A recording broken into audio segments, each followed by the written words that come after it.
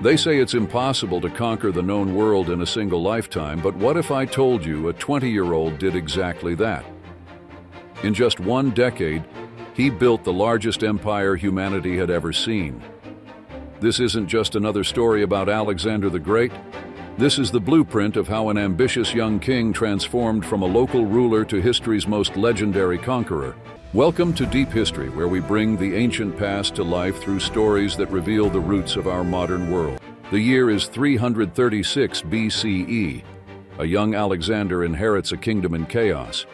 His father, Philip II of Macedon, lies dead, assassinated at his own daughter's wedding. The surrounding kingdoms smell weakness. They see a boy king, untested and vulnerable. Greece begins to revolt. Persia watches from the east. The vultures are circling.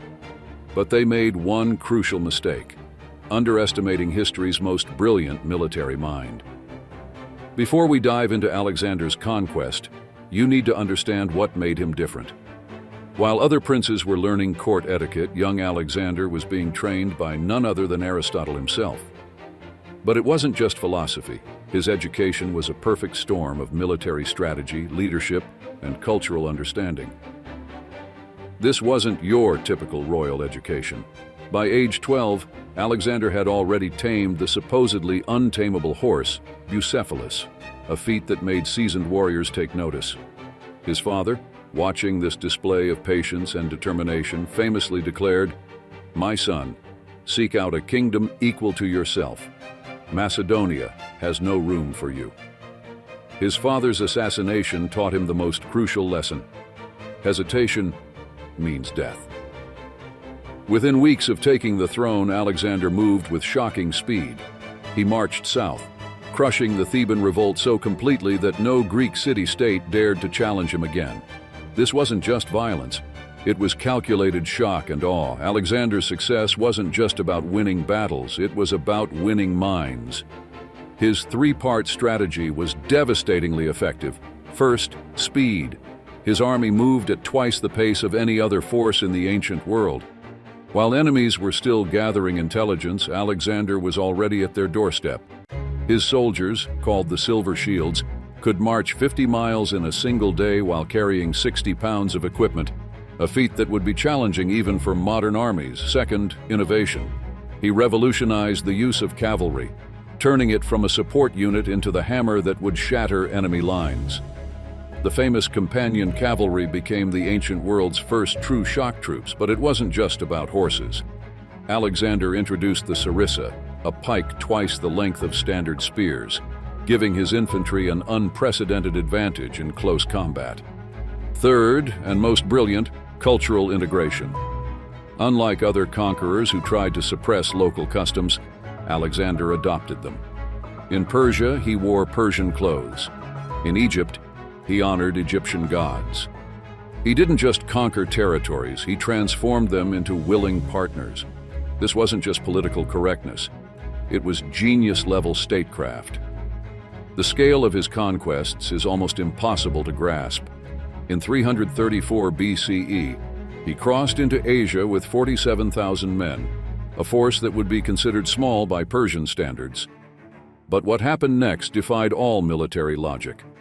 At the Battle of Granicus, he did the unthinkable. While his generals advised caution, Alexander led a cavalry charge across a river, uphill against a superior force. The Persians thought it was suicide. Instead, it became their nightmare. During this battle, Alexander's helmet was split open by a Persian axe. He was inches from death but continued fighting. This moment became legendary among his troops. The siege of Tyre in 332 BCE demonstrated his engineering brilliance. When faced with a city on an island half a mile from shore, he built a causeway through the Mediterranean Sea itself.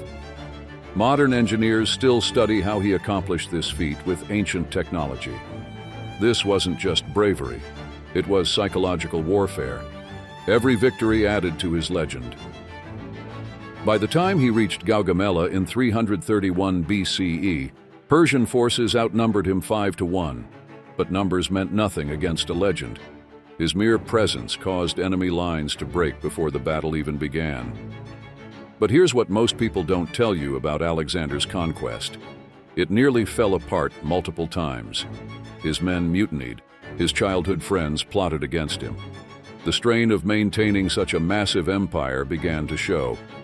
The execution of Parmenion, his most trusted general, revealed the paranoia that came with absolute power.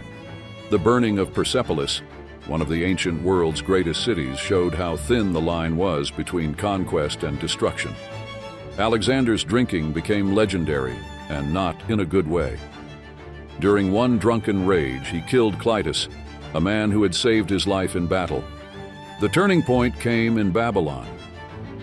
Alexander realized that military might alone couldn't hold an empire together. He began a radical experiment, mixing Greek and Persian customs, arranging marriages between his officers and local nobles, and adopting local governing systems. He himself married Roxana, a Bactrian princess, and encouraged 10,000 of his soldiers to take Persian wives. In just 10 years, Alexander had created an empire stretching from Greece to India. But his most lasting achievement wasn't the territory he conquered. It was how he changed the world forever. He created the first truly multicultural empire, spreading Greek culture while embracing local traditions. The trade routes he established would later become the Silk Road. The cities he founded, all 70 of them, most named Alexandria, would become major centers of learning. The most famous, Alexandria in Egypt, housed the greatest library of the ancient world. His conquest spread Greek language and culture across Asia, creating a common tongue that would later help spread Christianity and Islam. Even his military innovations lived on. The Romans would later adopt many of his tactics, particularly his use of cavalry and flexible unit formations. The Byzantine Empire, which lasted until 1453 CE, still used military manuals based on Alexander's strategies. Perhaps the most fascinating aspect of Alexander was his humanity. Despite his godlike status, he showed touching moments of vulnerability. He personally inspected his soldiers' wounds after battles. When water was scarce in the desert, he poured out his own share in front of his troops, refusing to drink when they couldn't. His relationship with Hephaestion, his closest friend since childhood, revealed his capacity for deep personal bonds. When Hephaestion died, Alexander's grief was so profound that he crucified the physician who failed to save him and ordered all horses and mules in his empire to be shorn in mourning. But there's something even more fascinating about Alexander's story that historians rarely discuss. Recent discoveries in Afghanistan suggest that his influence reached far beyond what we previously thought.